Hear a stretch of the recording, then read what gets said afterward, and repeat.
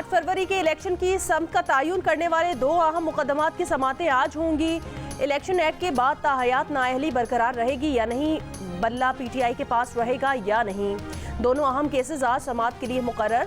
Chief justice काजी फाइज ईसा की सरबराही में supreme court का 7 रुकनी लार्जर बेंच आज नाअहली की मुद्दत से मुतालिक केस सुनेगा। नाअहली 62(1)(f) की बजाय इलेक्शन एक्ट के तहत करार दी गई तो नवाज शरीफ और जहांगीर तरीन इलेक्शन लड़ने के अहल हो जाएंगे। पीटीआई को बल्ला वापस देने के फैसले पर इलेक्शन कमीशन की नज़रसानी दरखास्त आज पेशावर हाई कोर्ट का डिवीजन बेंच सुनेगा। सिंगल बेंच ने पीटीआई इंट्रा पार्टी इंतखाबात का लदम करार देने और इंतखाबी निशान वापस लेने से मुतालिक इलेक्शन कमीशन का फैसला मुअत्तल किया था।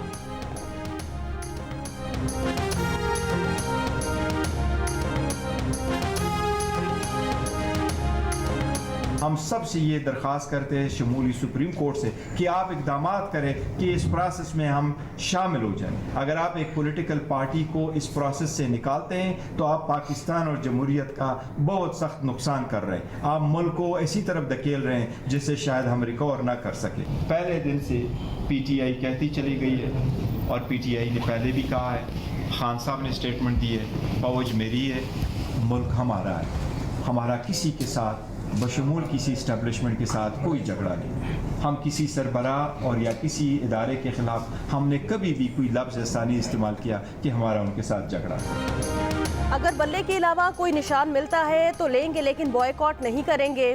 पार्लियामेंट तक पहुंचने के लिए प्लान बी और प्लान सी मौजूद है। Chairman PTI barrister Gohar Khan का ऐलान, कहा पीटीआई को बतौर जमात माइनस करने की कोशिश की जा रही है। इलेक्शन कमीशन के जरिए हमें पीछे धकेला जा रहा है। एक वकील नून लीग से जाए तो ठीक, पीटीआई से जाए तो गिरफ्तार होता है। चीफ जस्टिस काजी फाइज ईसा को अब इस मामले में मुदाखलत करना होगी।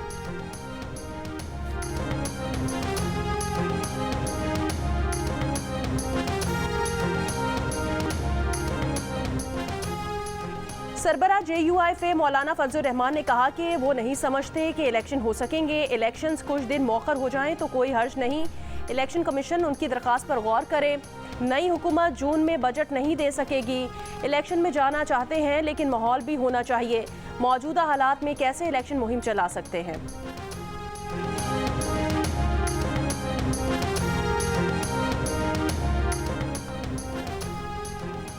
जमीयत उलमा इस्लाम के वफ्द की MKM बहादुराबाद मरकज़ आमद। सीनियर डिप्टी कन्वीनर मुस्तफ़ा कमाल, अनीस कायम खानी और दीगर से सिंध में इंसानियत दोस्त हुकूमत के क़याम पर इत्तफ़ाक़। आम इंतख़ाबात से मुतालिक मुश्तरका लाहेअमल तरतीब देने पर भी इत्तफ़ाक़ हुआ। MKM और JUI के ज़ेली वफूद का मुज़ाकराती इजलास आज 48 घंटों में होगा।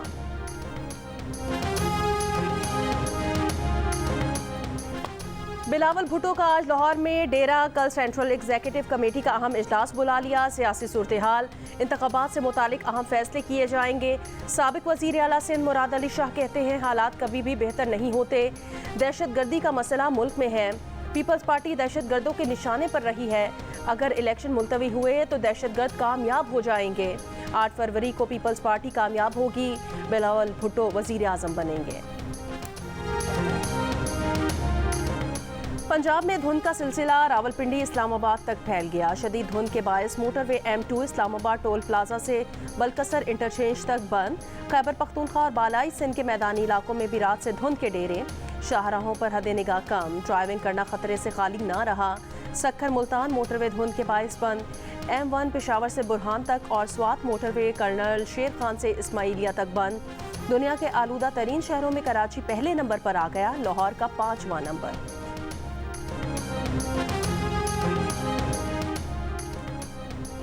गुड्डू पावर प्लांट सिस्टम में वापस ना आ सका। बिजली का बहरान शदीद हो गया। बंद पावर प्लांट्स पीर को भी ना चल सके। लेस्को समेत तमाम डिस्कोस में गैर इलानिया लोड शेडिंग घंटों तक फैल गई। NTDC जराये के मुताबिक लेस्को का शॉर्टफॉल 1000 मेगावाट से बढ़ गया। सिर्फ 1500 मेगावाट बिजली मिल रही है। लाहौर रीजन में हर घंटे बाद 1 घंटे के लिए बिजली गायब। मारूफ गुलकार सज्जाद अली ने सर्दियों में होने वाली लोड शेडिंग को गा कर अपने अंदाज में बयान किया।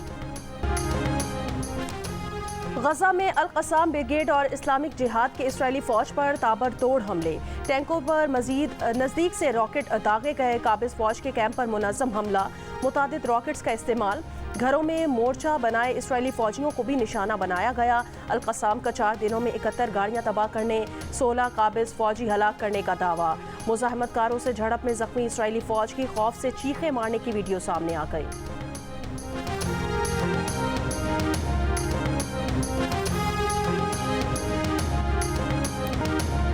गजा में इसराइली बमबारी, 180 फ़लस्तीनी शहीद, शहदा की तादाद 22,000 से तजावुज़ कर गई।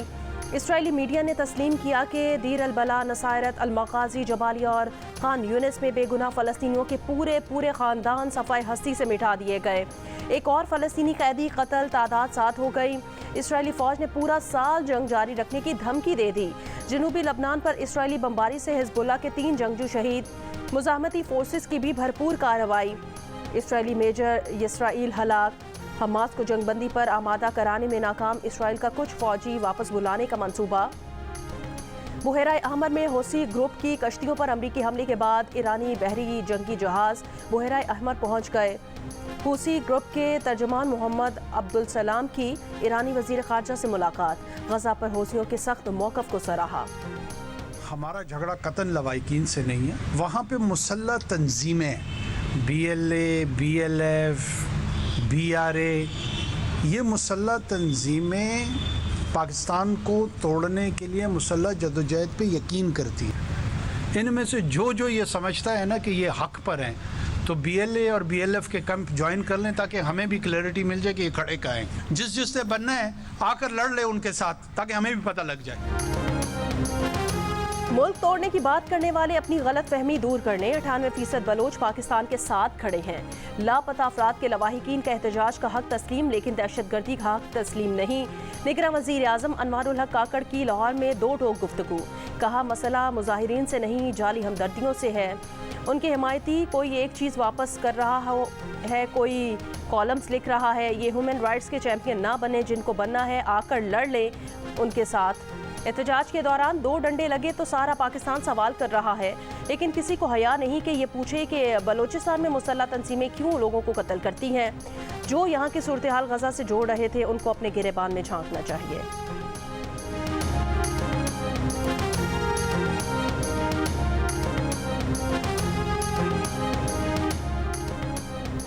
हमारे एतराज़ात पर अमल ना हुआ तो सड़कों पर निकलेंगे। ANP के मरकजी सेक्रेटरी जनरल मियां इफ्तिखार हुसैन की प्रेस कॉन्फ्रेंस, कहा एतराज़ात के बावजूद इलेक्शन कमीशन टस से मस नहीं हो रहा।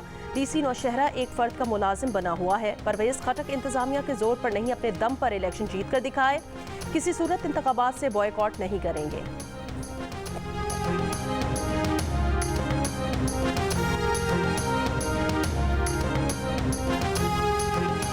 कागजाती नामजद की मंजूरियां मुस्तरद किए जाने के खिलाफ अपीलें दायर करने का सिलसिला आज भी जारी रहेगा।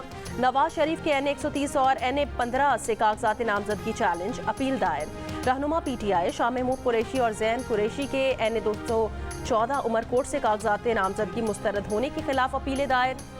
NA 236 से फिरदौस शमीम नकवी, NA 238 से हलीम आदिल शेख और हल्का 185 DG खान से जरताज गुल ने कागजाते नामजदगी मुस्तरद होने के खिलाफ अपीलें दायर कर दी।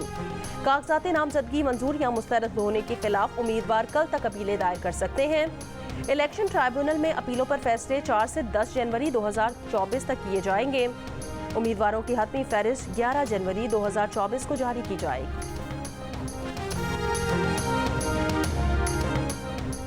हमाद अजहर, मुराद सईद, यास्मीन राशिद समेत तहरीक इंसाफ के 51 रहनुमाओं की जायदादें जब्त करने का हुक्म।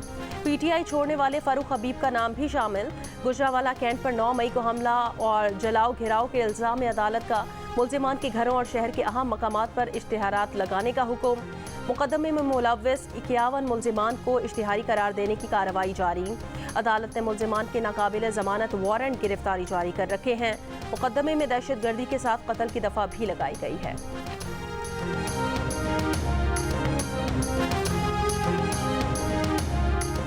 फौज और सिक्योरिटी फोर्सेस के खिलाफ मनफी और बदनीयती पर मबनी प्रोपेगेंडा करने वालों को सख्त सजा दी जाए।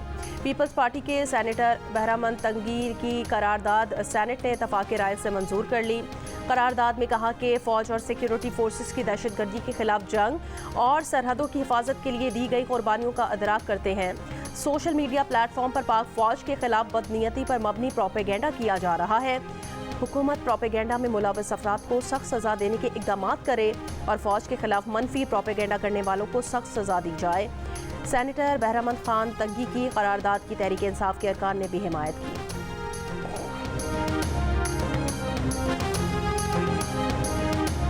लापता अफराद और जबरी गुमशुदगियों के खिलाफ केस की समाअत आज चीफ जस्टिस काजी फाइज ईसा की सरबराही में 3 रुकनी बेंच करेगा। जस्टिस मोहम्मद अली मजहर और जस्टिस मुसरत हिलाली भी बेंच का हिस्सा होंगे। एतजाज एहसन और दीगर अफराद ने सुप्रीम कोर्ट में दरखास्तें दायर की।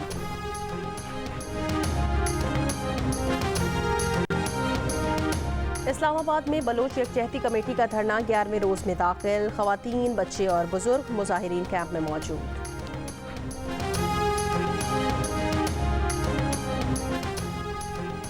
शरीक chairperson human rights commission Pakistan Munizae Jahangir ने कहा, रियासत लापता अफराद का मसला हल करे। HRCP हर किस्म की दहशतगर्दी और तशद्दुद की मजम्मत करती है।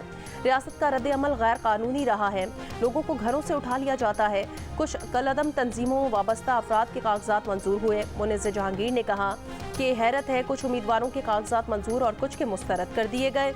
अगर इलेक्शन के साख मुतासिर नहीं करना चाहते तो शफाफियत बरकरार रखनी होगी। इलेक्शन का मकसद ही ये होता है कि अवाम अपने नुमाइंदों को अपने मसले बताएं। इलेक्शन का माहौल ख़त्म किया जा रहा है।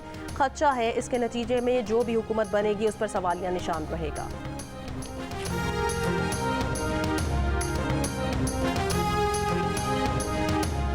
लाहौर हाई कोर्ट के जस्टिस अली बाकर नजफी ने PTI के गिरफ्तार वकील रहनुमा खुरम लतीफ़ खोसा को रिहा करने का हुक्म दे दिया। उनके खिलाफ FIR खारिज करने की भी हिदायत कर दी।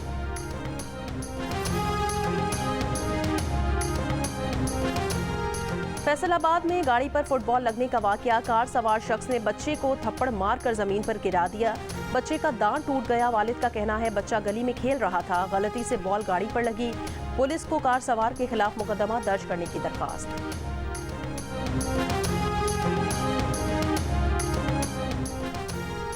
कराची में फायरिंग के वाकयात में 2 अफराद जाँ बहक। मेमन गोट में भैंसों के बाड़े के मालिक का कत्ल। सुपर हाईवे जंजाल गोट में फायरिंग से जाँ बहक शख्स स्वाबी से आया था।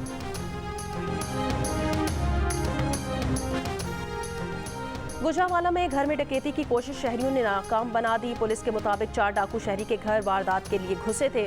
2 मुबैना डाकू फरार, 2 को शहरियों ने पकड़कर पुलिस के हवाले कर दिया। इसराइली अदालत ने वजीर आजम नेतन्याहू का अदलिया के खिलाफ बगावत का कानून कलअदम करार दे दिया। नेतन्याहू की कोशिश थी कि हुकूमत के नामाकूल फैसलों को भी अदलिया कलअदम करार नहीं दे सकती। इसराइली सुप्रीम कोर्ट के 15 में से 8 जजेस ने मुतनाज़ कानून के खिलाफ फैसला दे दिया। 15 में से 12 ने यह फैसला भी दिया कि सुप्रीम कोर्ट को हक है कि वो बुनियादी कवानीन का जायजा ले।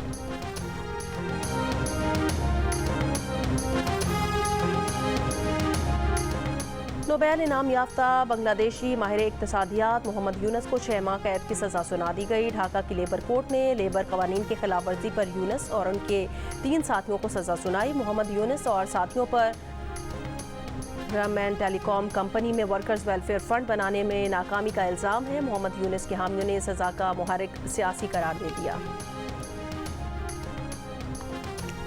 जापान के दारुल हुकूमत टोक्यो से 400 किलोमीटर दूर वस्ती सूबे एशिकावा में 7.6 शिद्दत का ज़लज़ला, 6 अफराद हलाक, दर्जनों इमारतें तबाह, सड़कों पर गहरी दरारें। रिहायशी इलाके में आग भड़क उठी, हज़ारों घर बिजली से महरूम हो गए। मुतासिरा इलाकों की शाहराहें बंद, बुलेट ट्रेन सर्विस मुअत्तल। बुहेरा जापान के साहिली इलाके में 1 मीटर ऊंची सुनामी की लहरें। निगाता, तोयामा, आशिकावा सूबों के साहिली इलाकों में सुनामी की वार्निंग जारी, हज़ारों अफराद का इनखला करा लिया गया। जारे मिजाज opening batter Fakhar Zaman New Zealand के खिलाफ T20 सीरीज़ में 1 डाउन खेलेंगे। लाहौर में मीडिया से बात करते हुए फ़खर जमान ने कहा, कप्तान और कोच का पैगाम मिला है, आपने 3 या 4 नंबर पर खेलना है। कहा, बाबर आजम ने हर मैच में सेंचुरी बनाकर हमें गलत आदत डाली। शाहीन शाह अफरीदी की क़यादत में लाहौर कलंदर्स ने 2 टाइटल जीते। वो एग्रेसिव बाबर ठंडे कप्तान हैं। पाकिस्तान और न्यूजीलैंड के दरमियान T20 सीरीज़ का आगाज़ 12 जनवरी से होगा।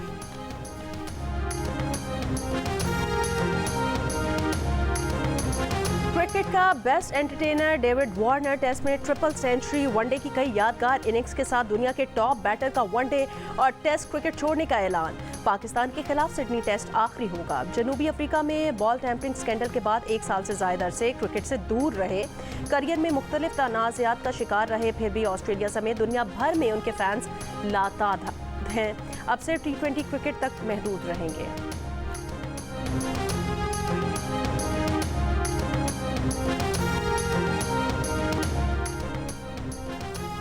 समाजी कारकुन, वकील और शीरी मज़ारी की बेटी ईमान ज़ैनब मज़ारी की मुल्तान में तकरीब वलीमा।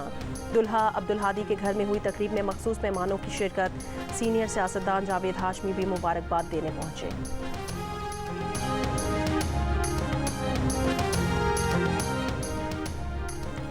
और दिल का रिश्ता ऐप के जरिए मोहम्मद तरीन जोड़े की शादी। 70 साला बशीर की बीवी को फौत हुए 20 साल हो चुके थे और उनके बेटे की ख्वाहिश थी कि वालिद की शादी हो जाए। ज़हीर ने न सिर्फ रिश्ता ऐप के जरिए 60 साला ज़रीना बीबी का अपने वालिद के लिए रिश्ता ढूंढा, बल्कि शादी की तकरीब का एहतमाम भी किया।